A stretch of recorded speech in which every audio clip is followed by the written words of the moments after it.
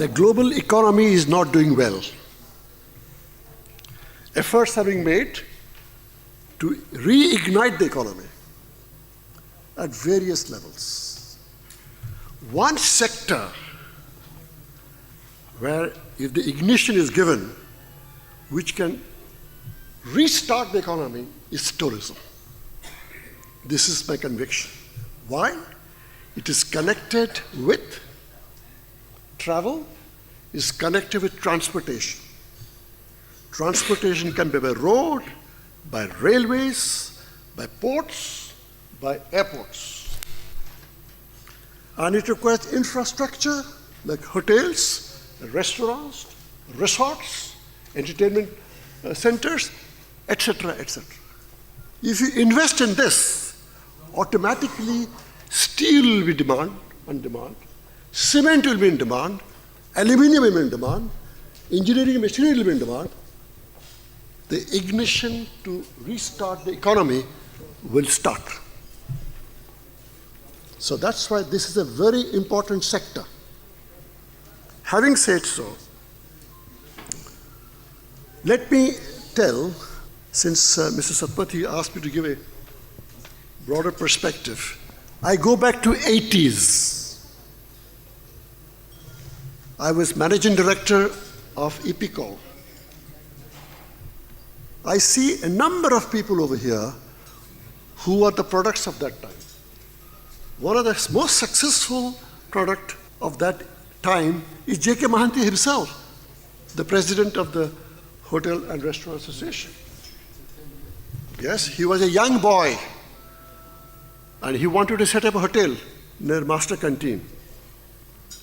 And there was a lot of apprehension whether he'll be able to set up the hotel or not, whether the people should fund him or not, all kinds of questions. We took the risk of supporting him. Now what he is today, he has 4 properties. Another example is Dilip Rai. He was a young boy. He appeared before us. We supported the Mayfair Rourkela. Where is he now? Imagine. That time when we started, there was a talk. What is the demand? My answer was, says law, supply creates the demand. Unless there are hotels, how tourists will come and stay? Now, since then, a lot of hotels have come. And I see tremendous potentiality in the future. Why? First, globally, the middle class is growing.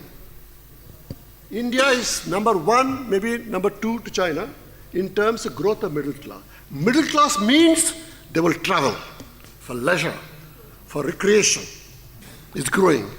Middle class by 2035, almost the same year when Odisha will complete 100 years of its existence, would have reached 35% of the world.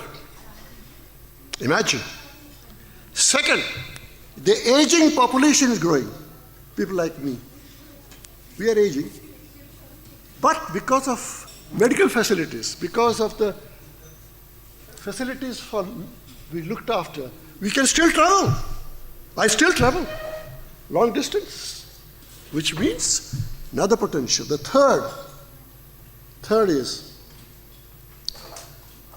baby boomers. You must have heard that expression, baby boomers, who are born after the Second World War in Europe and America. They have plenty of money, they will travel. So potential is tremendous. No wonder International Civil Aviation Organization has made a forecast of air travel which will double by 2030. Mr. Hota, you must be knowing about it. Tourism, you read the forecast of World Tourism Organization, it will grow.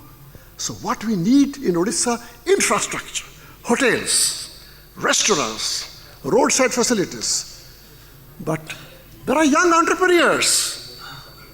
And what they need, to be honest, financing. And that means we have to revive the state financial corporations, revive non-banking financial institutions who can lend. Then angel funding. to hold the hand of youngsters. They can pick up. And also, the government must give helping hand, always. With these things, it will grow. Connectivity, congratulations, Mr. Nair. I went on that flight, excellent flight. And then secondly, there is traffic affinity between India, Odisha, and Sri Lanka. Singhalese are not only Buddhists, they will come here. Singhalese believe they hailed from Odisha. King Vijaya of Sri Lanka actually went from Kalinga, which means Odisha. Second, Burmese. Very people forget. Lot of ODS went to Burma during the British time for trade and commerce, business, and also construction activities. Only after Naveen came to power, many of them returned. But many stayed behind, integrated with the Burmese families. And there are many of them who are in Odisha, still alive. Some of them also have property still in Rangoon. Last year, I met Mr. Behra. He's from in Cuttack. His father was a contractor in Burma. He still has a property. He can't recover it for various reasons. So there are a lot of memories of Burma in Odisha. Ganjam district in particular. Gopalpur was the port through which the people used to go. In fact, my driver, when I was managing director of Aska Sugar Factory, was from Burma. And he could speak Burmese when I was there. So therefore, a lot of affinity is there. And let's not talk, there can be, Thai Airways can fly to Bhubaneswar over Rangoon, bringing Buddhist traffic over Cambodia and Thailand and over Burma. This is also a possibility. Then another one, Indonesia, we all know how we are connected with Indonesia. Bali is Hindu province. There's a lot of Hindu gods and temples and everything.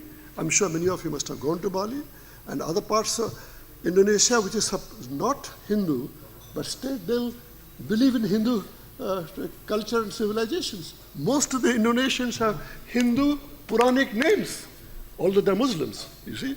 This is another area. Ramayana and Mahabharata are played there, and you can exploit that. So I think possibilities are immense. Concentration should be in construction of hotels, restaurants, roadside facilities, air connectivity, and also development of regional airports in Odisha. We have Jharsuguda Airport is being constructed. It will be completed by I think next year. Then Odisha government has identified 17 airports and 10 heliports.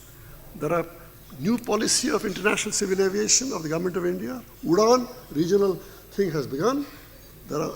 Everything is really very good atmosphere now.